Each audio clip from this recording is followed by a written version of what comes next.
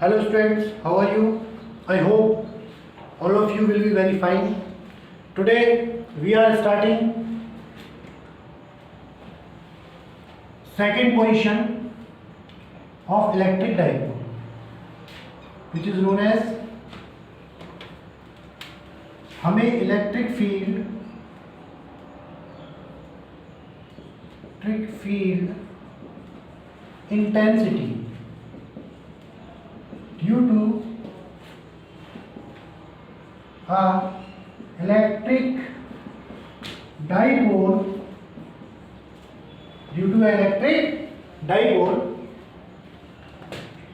in broadside on position, which is known as equatorial position, है ना। Equatorial area क्या होता है? इस कंडीशन, जैसे मेरे पास एक -q और +q चार्ज से मिलकर के बना एक इलेक्ट्रिक डाइपोल है। अब इस कंडीशन में यदि मैं किसी पॉइंट को एक्सिस से, इस डाइपोल एक्सिस से हट करके कहाँ पर ले रहा हूँ? Equatorial condition. Equatorial condition means कहाँ पर ले रहा हूँ? पॉइंट P को कहाँ ले रहा हूँ? बिल्कुल जो mid point of electric dipole है उसके परपेंडिकुलर, जो कि इसको दो इक्वल पार्ट्स में डिवाइड करता है। यहाँ पर लेंथ कितनी है? L, और यहाँ पर भी L। So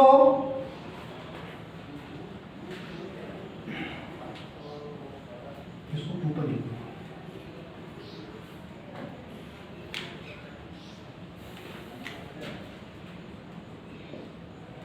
broadside on position, broadside on position। यहाँ पर देखिए +q चार्ज के कारण जो इलेक्ट्रिक फील्ड डायरेक्शन होती है इस पॉइंट P पर +q चार्ज के कारण कहाँ होगी? ऊपर की तरफ, which is known as E2, and -q charge के कारण towards the minus, which is यहाँ पे E1 दे दो इसको नाम, it is E2, and suppose that angle is theta, है ना। यहाँ पर ये जो डिस्टेंस है पॉइंट O से पॉइंट P की जो डिस्टेंस है वो कितनी है? R। This distance will be x, क्योंकि पॉइंट P की जो डिस्टेंस +q और -q से कैसी होगी? इक्वल होगी। अब यहाँ पर आपको देखना है कि यहाँ पर जो रिजल्टेंट इलेक्ट्रिक फील्ड निकालेंगे हम, वो क्या होगी? E वेक्टर, E मान लीजिए आप, है ना। E जो है रिजल्टेंट इलेक्ट्रिक फील्ड, E जो है वो कितनी होगी? आप वो होगी हमारी कितनी? E, या इसको बोलेंगे हम E नेट, ठीक है। E नेट जो हमको निकालना है वो अपनी ये होगी। यहाँ पर देखिए suppose let AB is a electric dipole, इसका नाम दे दीजिए, ये A है और ये B है ना। AB is a electric dipole consisting of charge +q and -q separated at distance 2l. From midpoint of O, there is a point P where we will find out the intensity of electric field, है ना। यहाँ पर हमें electric field intensity निकाली इन दोनों charges के कारण। तो यहाँ पर जो डिस्टेंस होगी, सपोज करें यहाँ पर कोई +q चार्ज है तो उसकी जो फोर्स की डायरेक्शन होगी वही तो इलेक्ट्रिक फील्ड की डायरेक्शन होगी। तो यहाँ पर ये क्या करेगा? रिपेल करेगा। रिपेल करेगा मतलब फोर्स कहाँ लगेगा? ऊपर की तरफ, तो इसकी डायरेक्शन यहाँ हो गई। और वैसे भी हम जानते हैं प्लस से दूर की तरफ और माइनस की तरफ, ये इलेक्ट्रिक फील्ड की डायरेक्शन हम इस प्रकार से निकालते हैं। यहाँ पर अपने को ये डिस्टेंस फाइंड आउट करनी है, कौन सी वाली? ये वाली। तो इन ट्राइंगल AOP, ट्राइंगल में AOP, ट्राइंगल AOP में यदि मुझे हाइपोटेनियस का square means x square is equal to perpendicular square plus base square, x is equal to क्या रहेगा? √r square plus l square, ठीक है, बाई पाइथागोरस थ्योरम। ठीक है, ये तो बार बार बताना नहीं पड़ेगा आपको। अब यहाँ पर जो एंगल है ये देखिए, ये एंगल कितना है? Angle PAO okay is equal to theta and angle EPA, ये भी कितना हो जाएगा, थीटा हो जाएगा। तो angle EPA is equal to कितना हो जाएगा, थीटा। भाई ये दोनों एंगल कैसे हैं, ये दोनों अल्टरनेट एंगल्स हैं, अल्टरनेट एंगल्स हैं। इट मींस क्या हो गया, अब यदि ये थीटा है तो ये एंगल भी कितना बनेगा, थीटा। अब ये थीटा बनेगा तो क्या होगा आपका, ये एंगल भी कितना रहेगा, थीटा। भाई पैरेलल लाइंस, भाई ये एक पैरेलल लाइन है और ये भी एक पैरेलल लाइन है, इन दोनों को एक ये वाली लाइन काट रही है, तो जितना एंगल ये रहेगा उतना ये एंगल क्या बनेगा, ये बनेगा, ठीक है ना। और ये वाला एंगल कैसा बन रहा है, ये z वाला एंगल, हमको पता है कि ये दोनों एंगल कैसे होते हैं, ये दोनों एंगल इक्वल होते हैं, ठीक है ना। तो ये तो अपने को लिखने की जरूरत नहीं है। अब यहाँ पर देखिए आप कि अगर मैं E1 लिखिए electric field due two plus Q charge on point P, ठीक है। तो क्या होगा आपका E1 इज इक्वल टू, क्या होता है electric field, E is equal to क्या निकाला था अपन ने, KQ बाई R स्क्वायर, यही होता है ना भाई इलेक्ट्रिक फील्ड इंटेंसिटी की डेफिनेशन से। हमने पॉइंट चार्ज पर निकाला था तो कितना था, KQ बाई R स्क्वायर, यहाँ पर भी पॉइंट चार्ज है तो क्या हो जाएगा, K means 1/4 pi epsilon not, Q मतलब पॉइंट चार्ज, ये हो गया अपना Q। R square it means यहाँ पर जो डिस्टेंस है इसकी इस पॉइंट के और इस पॉइंट के बीच में जो डिस्टेंस है वो कितनी है, x है। x मतलब क्या हो जाएगा यहाँ पर, x की वैल्यू कितनी है, R square plus L square का होल स्क्वायर कर देंगे, होल स्क्वायर करेंगे under root R square plus L square का, तो क्या हो जाएगा भाई अंडर रूट से स्क्वायर कैंसिल, ये स्क्वायर है इसका, इससे ये कैंसिल हो जाएगा तो सिर्फ बचेगा क्या, यही बचेगा। तो ऐसे सिंपल लिख दूं, ओके। नाउ इक्वेशन नंबर, फिर E2 इज इक्वल टू कितना है, 1/4 पाई एप्सिलॉन नॉट, यहाँ पर भी चार्ज कितना है, Q है ना। तो ये मैग्नीट्यूड लेना है सिर्फ। अब ये प्लस Q चार्ज है, यहाँ पर ये जो x की डिस्टेंस है ये कितनी है, ये भी कितनी हो जाएगी, R square plus L square, equation number 2। ये चार्ज किसके कारण है, due to minus charge electric field due to minus charge on point P, ठीक है ना, पॉइंट P पर निकाल रहे हैं। तो ये दोनों को जब हम लिखेंगे तो लिखेंगे किस तरीके से लिखेंगे, यहां पर लिखेंगे। तो हम ये मान ले रहे हैं, सपोज करिए दोनों सेम आ गए, तो सपोज कर लिया हमने ना, अब E1 है E है, तो टोटल क्या हो गया, E is equal to E1 is equal to E2, तीनों कैसे आ गए, बराबर आ गए। अब जब बराबर आ गए तो इन दोनों की वैल्यू कितनी मान ली हमने, E मान ली, इक्वल मान ली। अब इक्वल मान ली है जब हमने, तो हम क्या करेंगे, दोनों को यहाँ पर E नेट निकालना है, क्या निकालना है, E नेट। तो E net is equal to, दोनों उस कंडीशन में क्या हो जाएंगे आपके, जब दोनों को अपन इक्वल मान लिया हमने। अब हम आते हैं यहाँ पर, यहाँ देखते हैं, तो यहाँ जो देखिएगा कि जो इसका जो कंपोनेंट है E, ये क्या हो जाएगा आपका E cos थीटा, और ये भी E cos थीटा।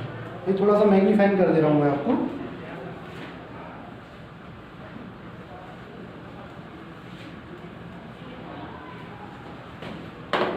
ये वाला ये एंगल वाला, ये क्या हो गया आपका E cos थीटा, और ये भी क्या हो गया E cos थीटा। ये आपका E नेट है ना, E cos theta E cos theta, और ये वाला क्या हो जाएगा आपका, ये एंगल थीटा है, ये एंगल भी थीटा है, ये कितना हो जाएगा E sin थीटा, और ये भी E sin थीटा। तो ये जो वर्टिकल कंपोनेंट्स हैं ई साइन थीटा, ये दोनों क्या हैं, इक्वल एंड अपोजिट, इसलिए ये क्या होंगे, एक दूसरे को कैंसिल आउट कर देंगे। लेकिन ये जो इस डायरेक्शन में आ रहे हैं वो कौन से हैं आपके, एक ई कॉस थीटा है और एक ई कॉस थीटा, दोनों क्या हो जाएंगे, ऐड हो जाएंगे। तो ई नेट इज इक्वल टू कितना आएगा आपका, E cos theta plus E cos theta, तो कितना हो जाएगा 2 ई कॉस थीटा। जब 2 ई कॉस थीटा होगा तो ई की वैल्यू कितना आया था अपने पास, ई की वैल्यू जो आया था वो आया था कितना, 1/4 पाई एप्सिलॉन नॉट कितना Q upon R square plus L square, यही आया था ना। जब ये आया था अपने पास और cos थीटा इट मींस क्या हो गया, ये यहां से निकालना पड़ेगा cos थीटा। cos मतलब क्या होता है आपका, cos मतलब होता है बेस अपॉन क्या होता है, हाइपोटेनियस। बेस कितना है, यहां पे लिखिएगा आप ऐसा, इन ट्राइंगल PAO जो ट्राइंगल है इसमें क्या होगा आपका, cos theta is equal to base upon hypotenuse. Base कितना है भैया, बेस है यहाँ पर कितना L, और हाइपोटेनियस कितना है, हाइपोटेनियस यहाँ पर है कितना आपका x। ओके, सो यहाँ पर ये जो वैल्यू आएगी cos थीटा की 2 e cos थीटा था, तो ये कितनी रहेगी L अपॉन x।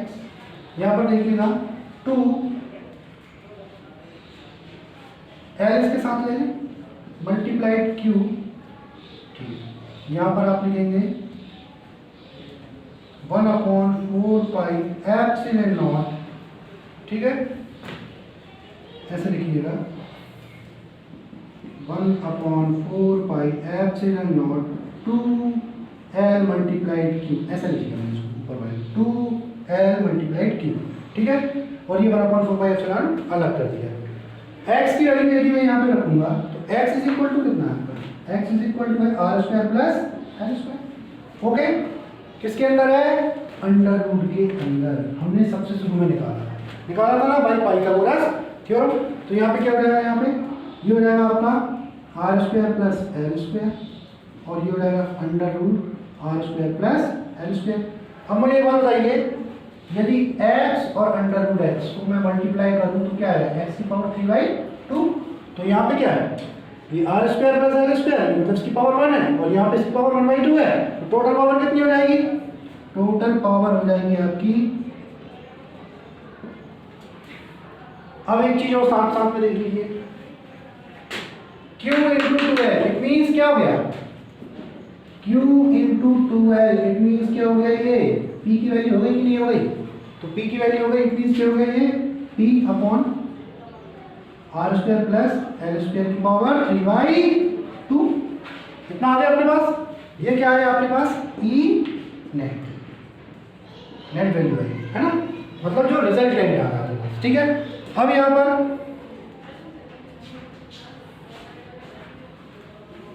इसको आगे करना है, आगे करेंगे तो उसके लिए आपको क्या करना होगा, थोड़ा सा रिवाइज कैसे करेंगे। यहां पर देखिए L बड़ा है कि R बड़ा है, बताइए। L is much less than R, revise इसलिए बोल रहा हूं क्योंकि लास्ट एक्सप्रेशन में हम इसको कर चुके हैं, है ना।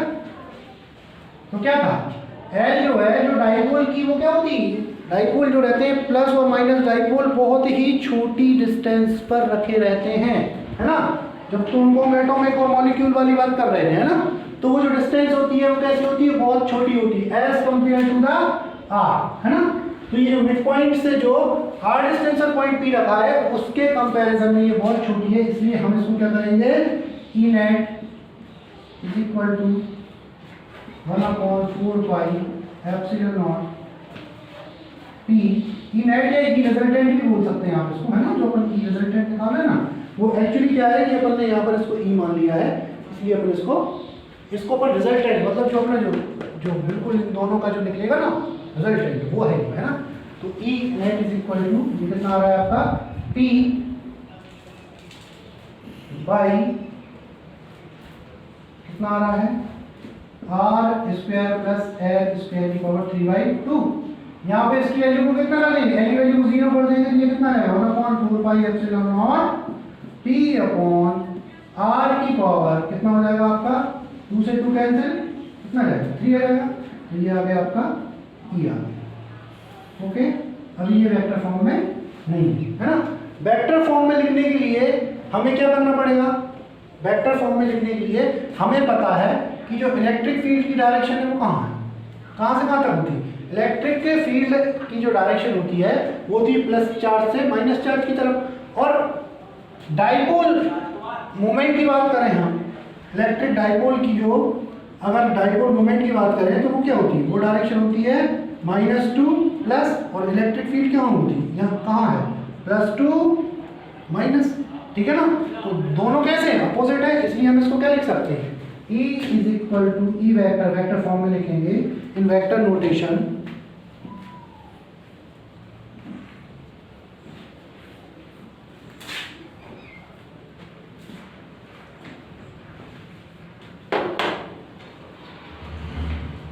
इन वेक्टर नोटेशन क्या आएगा आपका E vector is equal to -1/4 pi epsilon naught. Minus क्यों लगा रहे हैं, क्योंकि ये जो P है और E है दोनों कैसे हैं, अपोजिट वेक्टर, ठीक है ना। तो P vector is equal to कितना जाएगा R पावर, ओके। तो हमारी ये P रिजल्टेंट निकल के आ गया, है ना।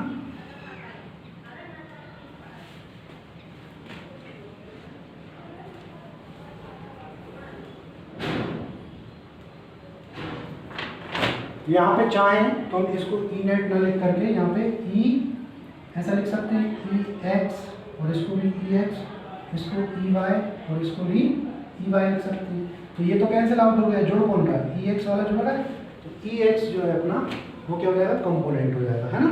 ऐसा भी कर सकते हैं चाहे तो, यदि आपको इसको ई अकेला लिखना है। कहीं कहीं के में ई एक्स से ही हमने डिनोट किया, जैसे कि हमारी बुक में।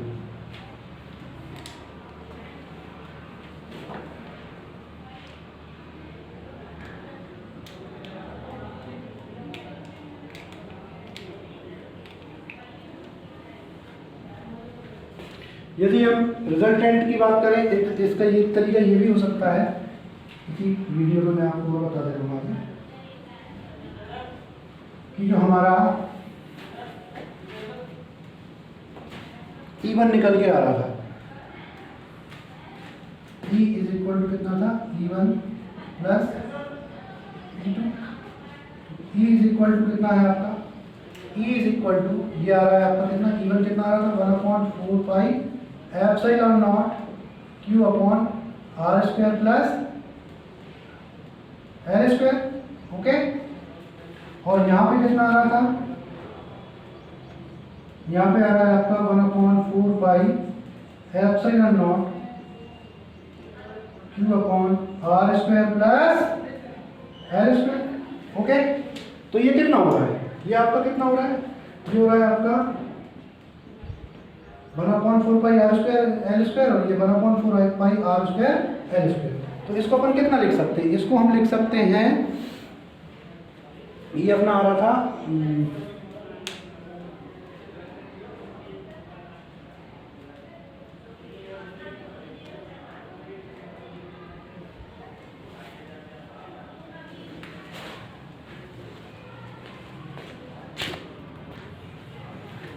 इसको यदि हम इस तरीके से ऐड कर दें तो यहाँ पर ये जो कंपोनेंट है, ये कौन से वाले कंपोनेंट है, कॉस वाले कंपोनेंट है ना। तो E 1/4 pi epsilon not Q upon R square plus L square cos theta, है ना, प्लस E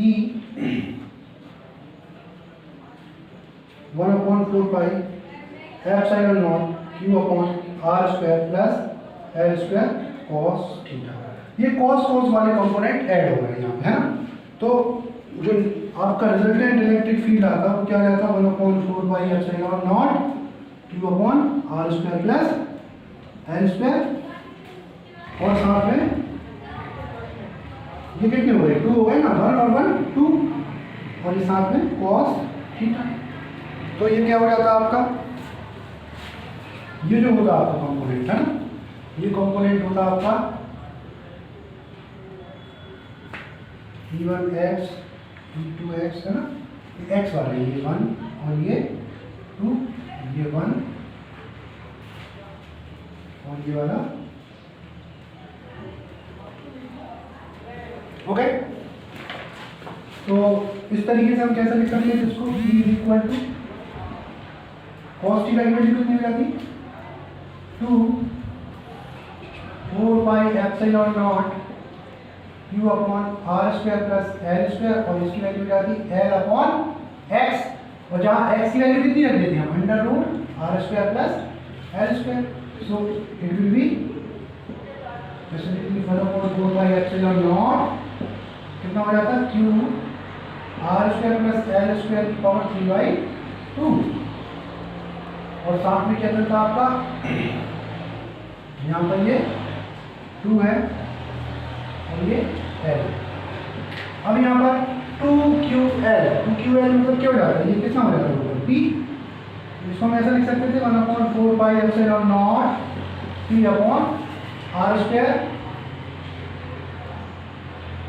जो है। अब यहाँ पे वही बात आ जाती L is much less than R, L को नेगेटिव कर देते 0 मान लेते तो ये कितना हो जाता r² और अपॉन में इसका तो ये कैंसिल हो जाता तो यहाँ कितना जाता r की पावर 3 तो टोटल नेट इलेक्ट्रिक फील्ड हो जाता आपका 1/4π/P/r³ है ना। तो अब मुझे ये बताइए इसकी वैल्यू कैसी आती है, अगर वेक्टर फॉर्म में निकालते तो नेगेटिव वैल्यू आती। क्यों आती, क्योंकि पॉजिटिव इलेक्ट्रिक फील्ड की डायरेक्शन +2 माइनस और जो आपका डाइपोल मोमेंट है उसकी डायरेक्शन -2 प्लस, इसलिए इन दोनों की आपस में कैसी आती अपोजिट वेक्टर्स होते और एक की डायरेक्शन क्या आती माइनस में आती है ना। हमेशा ये ध्यान रखना कि वहाँ एक्सियल में निकालते तो वो कितना आता था 2p/2 1/4πε0 2p/r³ वो 2p/r³ आता है और ये कितना आता है, ये आता है आपका p/r³। इट मीन्स क्या हो गया कि यहाँ पर जो p/r³ है वो जस्ट कैसा हो गया, वो डबल था और ये कैसा हो गया हाफ हो गया उसका, है ना। सो यहाँ पर अपन नेक्स्ट जो क्वेश्चन कर रहे हैं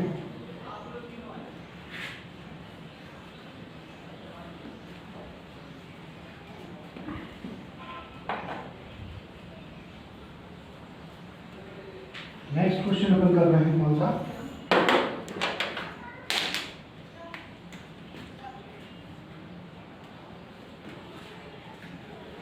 इलेक्ट्रिक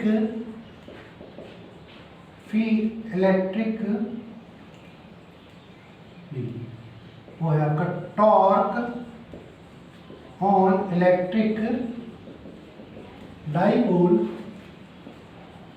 इन यूनिफॉर्म इलेक्ट्रिक फील्ड, ठीक है। यूनिफॉर्म इलेक्ट्रिक फील्ड में अपने को क्या करना है, टॉर्क कैलकुलेट करना है, टॉर्क बताना कि क्या होता है।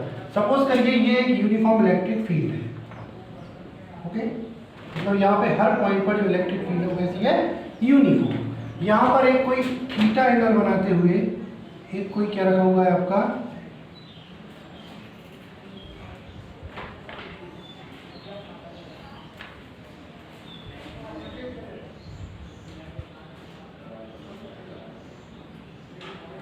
ठीक है, थीटा एंगल बनाते हुए कोई एक आपका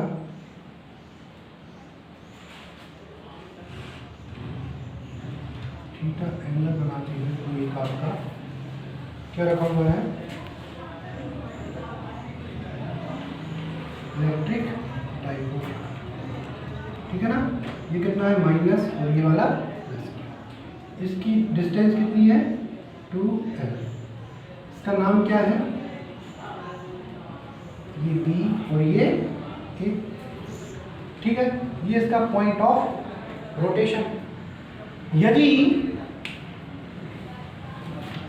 इस यूनिफॉर्म इलेक्ट्रिक फील्ड में यदि हम क्या करते हैं, यहाँ पर यदि हम देखें तो यहाँ पर जो फोर्सेस लगेंगे मतलब ये रोटेट करेगा। अभी ये कितना एंगल बनाते हुए लगा है, थीटा एंगल बनाते हुए लगा है। यहाँ पे जो फोर्सेस लग रहा है, यहाँ पे जो फोर्स लग रहा है F is equal to Q, क्योंकि ये चार्ज कितना है, Q चार्ज है, और Q चार्ज के कारण इलेक्ट्रिक फील्ड की डायरेक्शन क्या है, ये है। तो इलेक्ट्रिक फील्ड की डायरेक्शन में जो फोर्स लगेगी वो कितनी लगेगी, F is equal to QE। और इस पर जो फोर्स लगेगी वो कितनी लगेगी, सेम लगेगी, बट कहाँ लगेगी, अपोजिट डायरेक्शन में। ये कितनी लगेगी, F is equal to minus QE। Okay, so यहाँ पे अब फोर्सेस की लाइन ऑफ एक्शन देखिए आप, इसकी लाइन ऑफ एक्शन यहाँ पर है और इसकी लाइन ऑफ एक्शन यहाँ पर है। इनके बीच की जो परपेंडिकुलर डिस्टेंस है उसको मान लीजिए आप कितनी है, ये यहाँ से यहाँ तक, ये है आपकी C, ठीक है। अब अपने को देखना है कि torque on the electric dipole, ये जो टॉर्क लगेगा इस पर इलेक्ट्रिक डाइपोल पर, वो टॉर्क क्या करेगा, इसको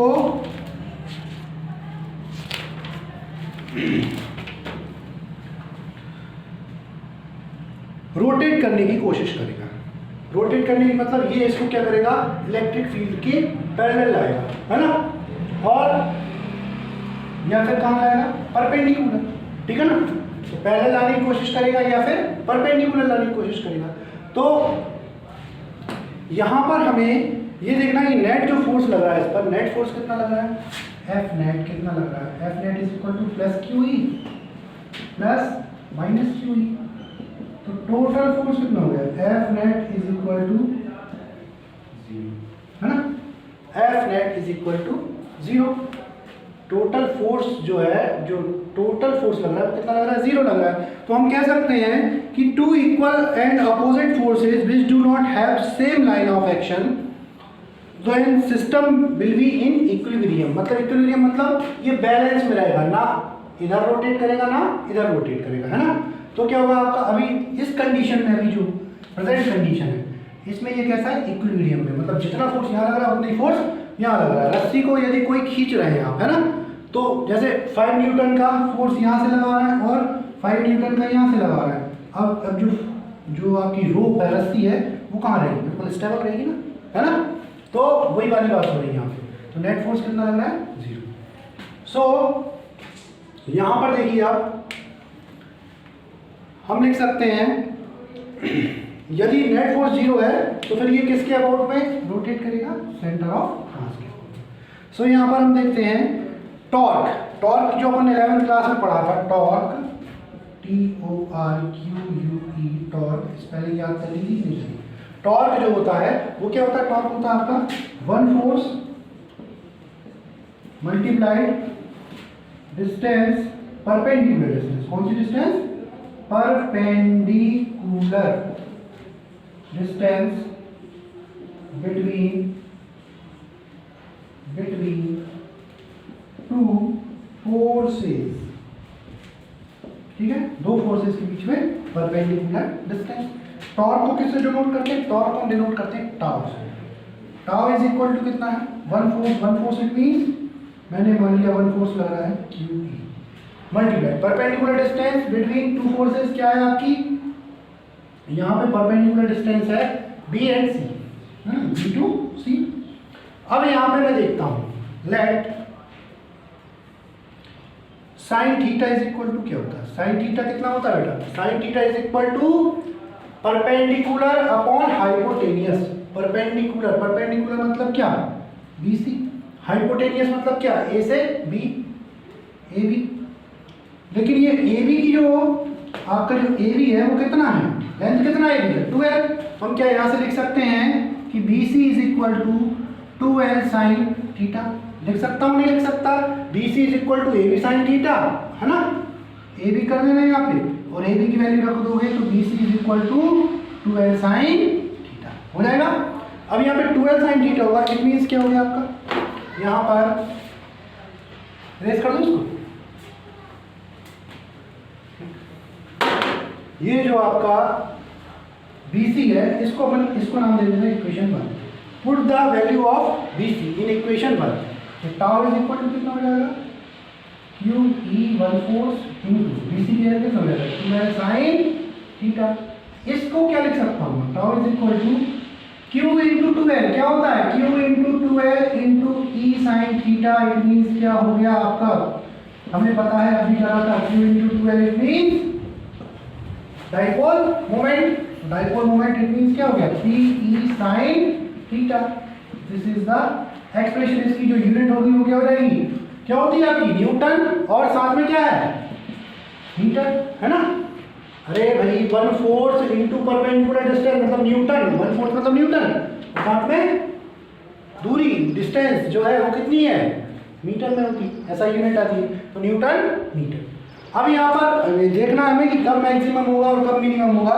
तो उसके लिए torque will be maximum when value of theta, when the value of theta is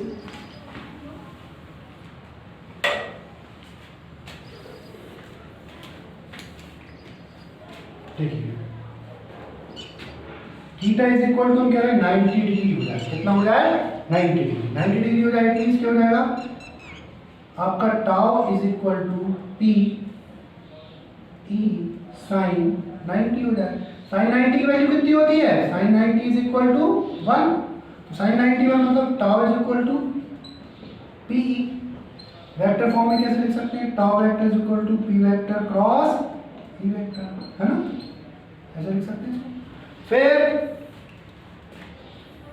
अगर मैं बात करूं कि अगर ये इस कंडीशन में क्या होगी, इसकी वैल्यू कैसी होगी, टॉर्क की वैल्यू कैसी होगी मैक्सिमम। मैक्सिमम मतलब इस पर ये बिल्कुल इस तरीके से खड़ा हो जाएगा। अब हम बात करते हैं कितनी, theta is equal to 0 degree means हमारी इलेक्ट्रिक फील्ड के पैरेलल आ जाएगा आपका इलेक्ट्रिक डाइपोल। तो टाउ इज इक्वल टू कितना, tau is equal to P E sine 90 मतलब साइन 90 नहीं साइन 0 डिग्री। साइन 0 की वैल्यू कितनी होती है 0, तो टाउ इज इक्वल टू कितना हो जाएगा, tau vector is equal to 0। It means क्या हो गया, this value will be minimum. तो ये मिनिमम टॉर्क हो गया और ये मैक्सिमम टॉर्क हो गया, ठीक है। अब हम बात करते हैं, रेस कर दूं,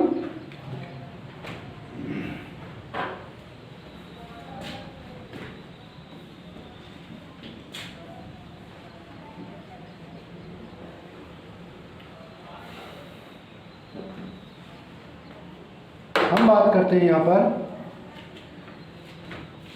नेक्स्ट टॉपिक है अपना क्या है बुक में, पेज नंबर 25 के बाद पेज नंबर 27 और जो टॉपिक है वो टॉपिक है आपका work done in turning a dipole. Dipole को टर्न करने में जितना वर्क डन लगता है उसके लिए एक्सप्रेशन। तो हम क्या करते हैं, एक यूनिफॉर्म इलेक्ट्रिक फील्ड बनाया था, ओके ओके। फिर क्या होगा, इसमें हमने क्या करा, एक इलेक्ट्रिक डाइपोल को हमें क्या करना है, टर्न करना है। ये कोई एक इलेक्ट्रिक डाइपोल रखा हुआ है इसमें, ठीक है, ये -q ये +q, कितना एंगल बना के रखा है थीटा, ठीक है। इसको हमें कुछ इस तरीके से करना है, किस तरीके से, इस तरीके से, ये -q यहाँ आ जाए, ये +q यहाँ आ जाए। अब यहाँ तक टर्न करने के लिए जितना वर्क डन करना है उसकी अपने को एक्सप्रेशन फाइंड करनी है। तो इसकी डिस्टेंस कितनी है 2l, ओके। अब मुझे बताइए, suppose AB is a electric dipole consisting of charge -q and +q at a separation 2l and make an angle theta with uniform electric field, है ना। Suppose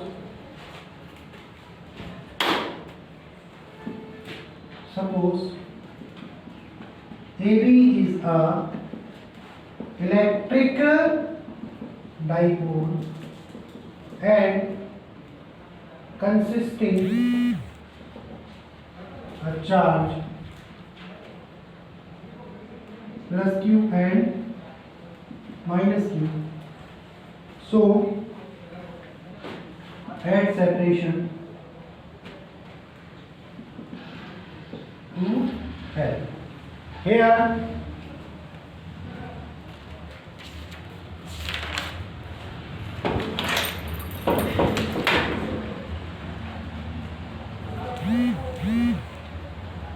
dipole makes an angle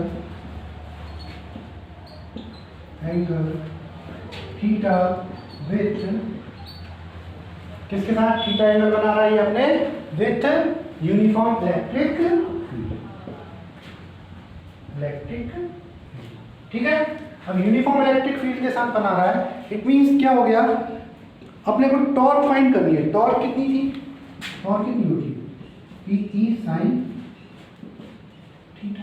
भाई इस पे इसको घुमाने में क्या टॉर्क लगेगी, तो डाइपोल पर जो टॉर्क है वो कितनी होगी आपकी, tau is equal to P E sine theta. अब जब टॉर्क कितनी लग रही है, तो टॉर्क किसके कारण लग रही है, टॉर्क जो कोई चीज़ को घुमाने में, हमने कोई रोटेट करने में क्या करा होगा, कोई वर्क डन करा होगा।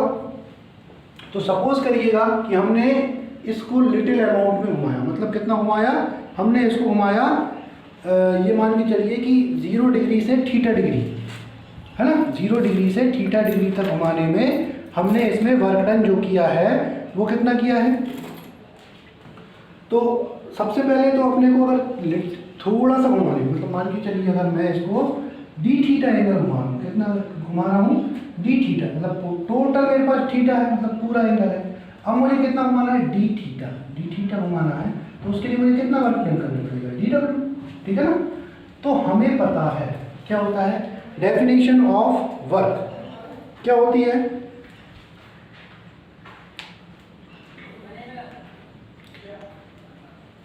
Work done to rotate a dipole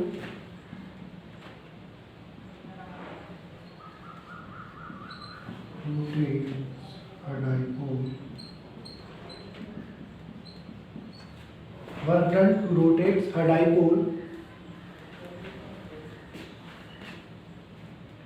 in uniform electric field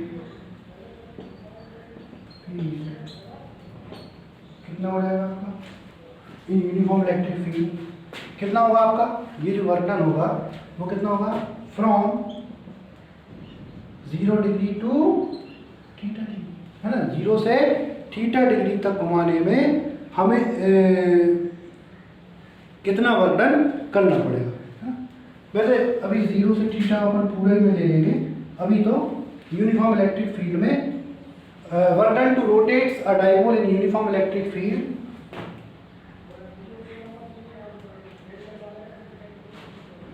कितना लगेगा आपका, वर्क डन क्या होता है, work done is equal to होता है आपका, क्या होता है, फोर्स इनटू डिस्प्लेसमेंट। डिस्प्लेसमेंट मतलब भाई वर्क की जो डेफिनेशन होती है वो यही होती है ना,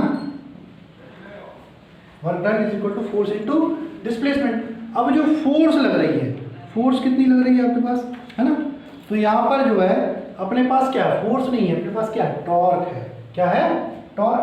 तो वर्क डन कितनी हो रही है अपनी, हम कह रहे हैं लिटिल अमाउंट में वर्क डन कर रहे हैं, थोड़ा सा घुमा रहा है इसको, है ना, थोड़ा सा घुमा रहा है, मतलब कितना डी डब्ल्यू, तो डी डब्ल्यू घुमा रहा है, तो टॉर्क कितना लग रहा है, टाउ, और डिस्प्लेसमेंट कितनी हो रही, डी थीटा। थीटा मतलब क्या होता है, घूमना, घूमना मतलब डिस्प्लेसमेंट होना ही होता है ना, ठीक है। सो इसको नाम देंगे अपन इक्वेशन नंबर 10, ओके। तो नेक्स्ट अपन इसको यदि पूरा करेंगे तो कैसे करेंगे, total work done to rotate a dipole from 0 degree to theta degree, है ना, total work done to rotate a dipole, to rotate a dipole. अब डाइपोल को रोटेट करने में कहां से कहां तक, 0 डिग्री से थीटा डिग्री तक, है ना, थीटा डिग्री तक रोटेट करने में। तो रोटेट करने में कितना लगेगा, अपन क्या करेंगे, obtained by integrating equation first, है ना, ऑब्टेन्ड